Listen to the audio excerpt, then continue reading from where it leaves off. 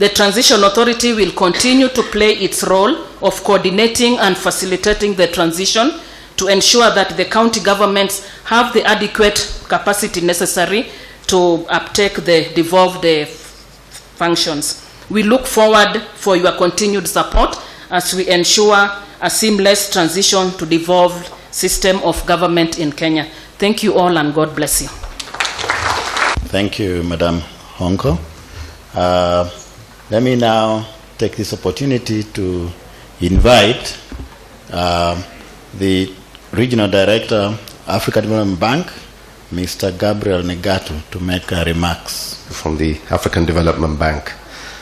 I am delighted on behalf of the bank to join you this morning at the launch of these 2 training manuals for county budget and audit personnel.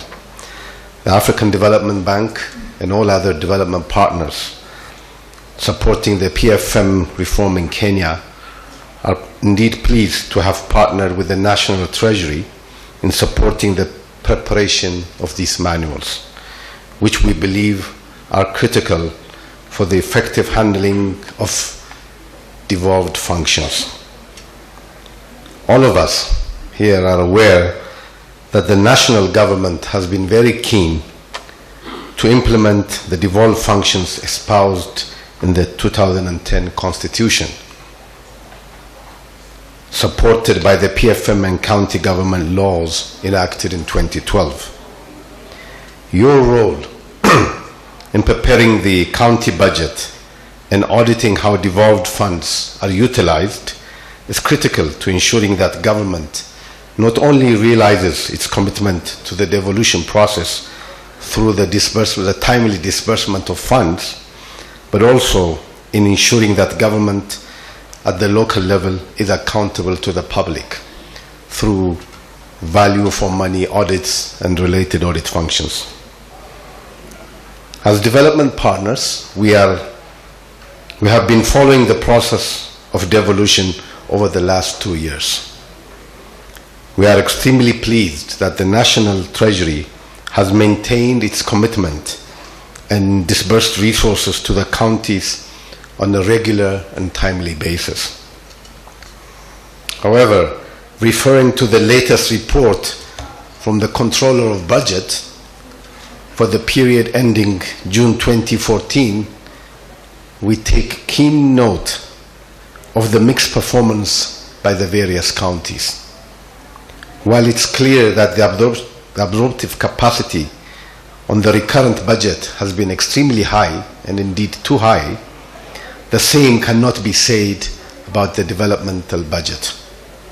Similarly, issues of expenditure control have been raised in the same report. It is our hope that this manual will help the Kenya School of Government to mount regular trainings to the staff, county staff responsible for budget and audit at the county level, thereby improving both absorption and expenditure controls. At this point, let me also express a word of thanks to the School of Government for having collaborated with the National Treasury and the bank in providing this training. Dear guests, overall I wish to acknowledge the cordial relationship between the government and people of Kenya and the African Development Bank, which dates back to 1967, when the bank launched its first operations in Kenya. Today I'm pleased to say that the bank's operations in Kenya in terms of loans and grants amounts to over $3.15 billion. Waziri, we recognize that the bank's contribution to Kenya's overall development financing need is indeed relatively small compared to the country's needs. However, we wish to think that our support has been both strategic and catalytic, and has helped mobilize funds in addition to our own resources from the ADB and ADF windows. As you will recall, we have recently requested Treasury for an additional pipeline of projects potentially to be funded from the extended ADB credit facility, the Africa 50 facility, and the Africa Growing Together facilities. These funds will avail additional resources to Kenya for infrastructure development, while the Africa Growing Trust Fund from the government of China is open to infrastructure and non-infrastructure projects in Kenya. Ladies and gentlemen, to this end, the East Africa Resource Center based here in Nairobi will continue to play the role of a convener, connector, and a catalyst to bring potential financiers together. The bank, in collaboration with other partners and the private sector, will leverage funding notably through co-financing options, trust funds, public-private partnerships, partial and credit risks, guarantees, as well as Kenya shilling-based bonds through the Africa 50 Fund. In conclusion, let me once again recognize the need for adequate capacity within the public sector to realize quality growth, which is both inclusive and sustainable. The African Development Bank therefore remains a supportive and committed partner of Kenya, and will make every effort to partner with you and the people of Kenya at the local and county level in our endeavor to deliver quality services, especially at the grassroots. Thank you very much for your kind attention. Thank you very much, Mr. Negatu. Let me now invite the Principal Secretary, National Treasury, Dr. Kamau Thuge, to make his remarks. We had expected the Director General of Kenya School of Government, where this training will be taking place, to make a few remarks, and I understand he's here now. Please, Director General, Mr. Ludeki, Dr. Ludeki Chweya. Very much the organizers of this event and this program.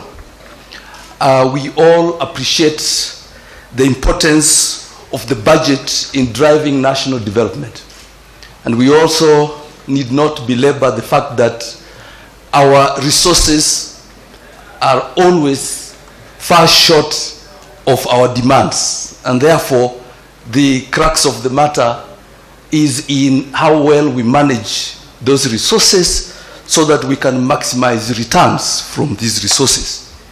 And it is for this reason that we really appreciate the function of budgeting, and we also appreciate the fact that in our new constitution, perhaps the hallmark, one of the hallmarks of that constitution is devolution. And so it is also incumbent upon us to assist the operations of the county governments, especially also so far as budgeting and management of resources is concerned. And so from the standpoint of the Kenya School of Government, we are up to our mandate, which is to assist in building the human resource capacity of public service, both in respect of national government as well as county government. And so we have already, over the past couple of months, participated in the training of county officials, including national government officials, in the area of budgeting and budget management, including audit, including accounting function.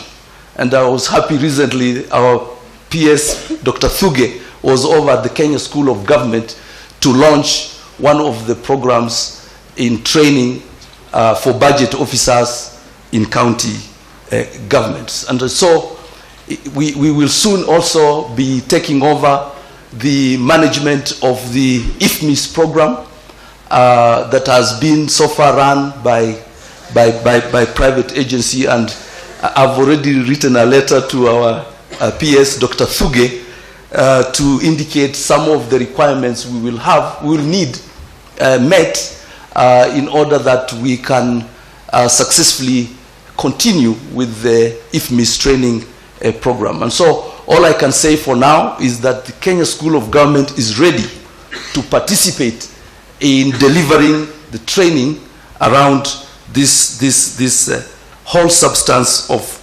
budget and audit in county governments as well as national government, as well as national government.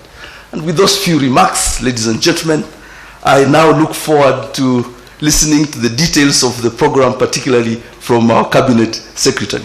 Maybe we'll give him space to say a few words.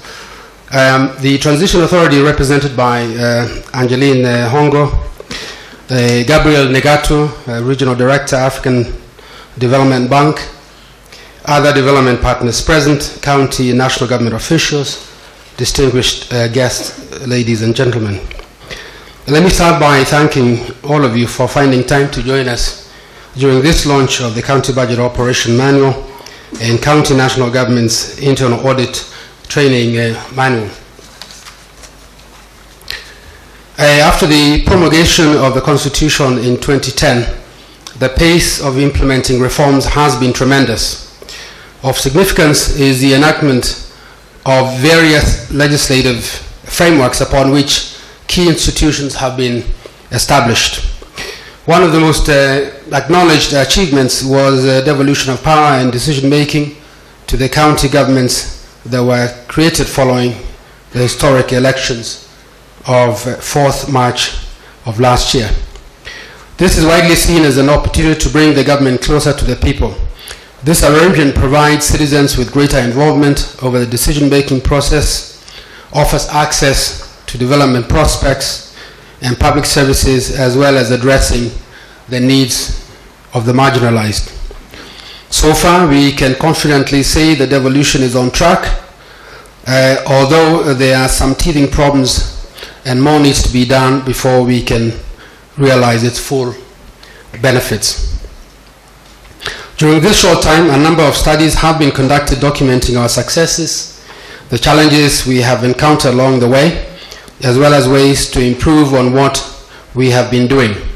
In summary, some of the challenges that weigh us down in implementing devolution include inadequate institutional and human resource capacity, weak public financial management systems, and of course competing needs for financial resources. It's against this backdrop that the technical support and capacity building for fiscal decentralization project was developed and signed in February 2013. Having identified the critical areas in PFM that needed interventions at the county level, the assistance from the African Development Bank was therefore very timely and handy. The key elements of the project included the following. One, technical assistance, in which we brought on board 2 consultants to develop the manuals both for the budget as well as for the internal audit. There was also the training component of county audit and budget personnel. 220 officers drawn from the county government's Office of the Controller of Budget and the National Treasury were trained using these instruments. This training was carried out in conjunction with the Kenya School of Government. We also had exposure to the devolved system of government in other countries in Africa, and 17 officers also drawn from various counties and institutions, including Kilifi, Bungoma, and Garissa counties, as well as the Transition Authority, Parliament, National Treasury, and Ministry of Devolution and Planning, visit Namibia and Rwanda to broaden their understanding on these countries' experiences and processes, with emphasis on budgeting and auditing. The 2 PFM functions, budgeting and internal audit, build a foundation of a public finance management system that is efficient, effective, and equitable for transparency, accountability, and of course improved service delivery. As such, our country has adopted best international practices in various areas of PFM, such as the performance-based budgeting, the recently introduced financial reporting standards, and the risk-based audit approach. Our objective in undertaking this project is to ensure that skills and knowledge transfer ultimately accrue to the mwananchi through better services. I would therefore urge those who participated in the training and the others who will use these manuals to use this knowledge for the betterment of the welfare of their constituents. The manuals are designed to give on-the-job application skills. Further, the manuals are to be used with other regulations and guidelines to provide a clear roadmap on practical implementation of internal audit standards and in performance-based budgeting. These two manuals will be updated on a regular basis to incorporate emerging methodologies and techniques, including experiences and lessons that will be learned in the implementation process, and we welcome your feedback. The development of these manuals has been an elaborate process involving tremendous effort and contribution of many. We appreciate all those who gave information and shared experiences that have led to the arrangement of the manuals. Further, we are grateful to the members of the Project Steering Committee, the Internal Audit Department, Budget Supply Department, the PFM Reform Secretariat, and the two consultants who participated in the various stages of the development of the manuals. I must express our sincere appreciation to the African Development Bank for supporting the project and in the publication of these two manuals. As I conclude, let me take this opportunity to thank our development partners for helping us with the implementation of devolution in terms of providing technical assistance, capacity building, as well as financial support. Considering where we are now and the work ahead of us, I also wish to take this opportunity to urge for more support in the ongoing reforms so that we can deliver on our promises to Kenyans. With those remarks, it is now my humble pleasure to invite our chief guest, the Cabinet Secretary, National Treasury, Mr. Henry Rotich, to give his keynote address and launch the manuals. The Senate for also coming here to witness this.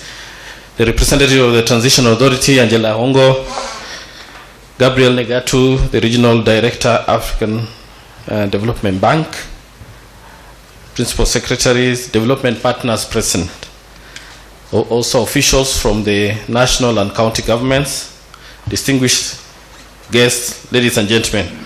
On behalf of the National Treasury, let me take this opportunity to extend a warm welcome to you all this morning on the occasion of the launch of the two invaluable public financial management tools for county governments, and that is the County Budget Operation Manual and the County National Government Internal Audit Training Manuals.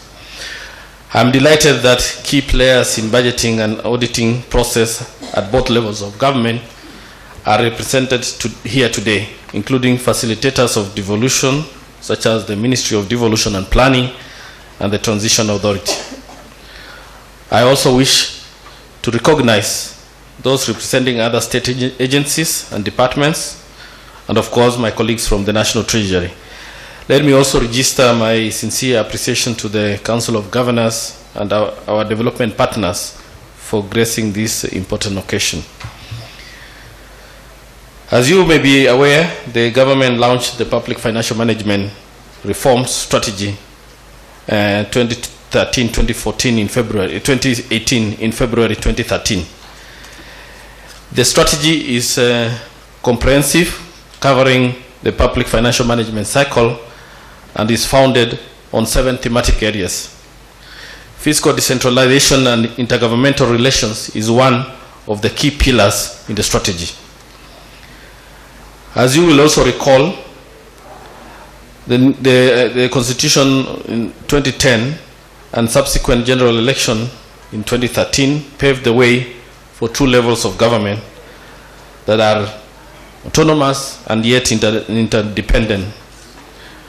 As enshrined in the Constitution, devolution is expected to bring public services closer to the people, offer more opportunities for public participation in the decision-making process, which in turn contributes to improved allocation of resources, accountability, and transparency, making also service faster and responsive, and ultimately lead to improvement of the welfare of the people. I wish to emphasize that the National Treasury is committed in playing its role to ensure the success of the devolution process. Let me note here that implementation of the devolution process has not been without challenges. We are all well aware that the full actualization of the devolution process is expected to take several years for the new institution to be fully functional. Nevertheless, significant progress has already been made in supporting counties in establishing public finance management capacity to deliver on their mandates. So turning to today's function, for which we are launching the manuals, I wish to emphasize the importance of budgeting and internal audit functions in public financial management. The budget function is an instrument for stimulating and inducing growth and development. In executing it, therefore, we must adhere to the fiscal discipline and ensure that resources allocation is based on strategic priorities, and while at the same time ensuring that available resources are used efficiently and effectively for the intended purpose. The budget function is closely supported by the internal audit function in providing risk assurance and system control. Let me highlight that the manuals being launched today not only benefited from rigorous participatory process, but were also subjected to thorough peer scrutiny by professional bodies in the field of public financial management. On this score, I wish to thank the county governments of Kirinyaga, Isiolo, Mombasa, Machakos, Kisumu, Kakamega, Turkana, Garissa, and Nairobi, whose invaluable contributions collected during field visits have been useful in enriching the documents. The counties provided further feedbacks on the manuals during a validation workshop held at Kenyatta University and during training sessions at the Kenya School of Government. I'm happy to note that the manuals will be domiciled at the Kenya School of Government to enable counties make training requests at their convenience. In the same breath, my deep felt appreciation goes to the Institute of Certified Public Accountants, the Public Sector Accounting Standards Board, and the Institute of Internal Auditors for finding time to review the manuals. Ladies and gentlemen, allow me to take this opportunity to convey our appreciation to the support we have been receiving from the African Development Bank. It is remarkable that the bank was the first development partner to support our efforts in implementing the Public Financial Management Reform Strategy 2013-2018 through the technical support and capacity building for fiscal decentralization project. And they continue to be at the forefront in supporting the government in making devolution work. Our working relationship has also been commendable, giving prominence to use of our country systems and flexibility in making decisions. We have witnessed tremendous growth of development financing that we have been receiving from the bank over the past couple of years, especially in infrastructure and other sectors. Though devolution is a relatively new concept to Kenya, experiences from other countries show that effective decentralization requires complementary adaptations in institutional arrangements for intergovernmental coordination, planning, budgeting, financial reporting, and implementation. At the same time, enriching information and communication technology initiatives such as IFMIS as the platform for integration of national planning, budgeting, budget execution, and fiscal reporting processes to strengthen the fiscal decentralization process is also important. Such arrangements may encompass both specific rules in the design of the fiscal transfers, provisions for regular intergovernmental meetings, and periodic reviews of intergovernmental arrangement. At the subnational government level, transparency and accountability and a high level of monitoring and reporting of local fiscal performance is essential. So far, we have learned that the challenges of the fiscal decentralization are surmountable. With sustained efforts and teamwork, we can and shall ensure that the achievements of the intentions of our Constitution is fully fulfilled. As we launch these two manuals, we remain aware of other key public financial management areas that require our attention to ensure counties operate smoothly. All these initiatives are geared towards coverage of the entire public financial management cycle comprehensively to guarantee its performance.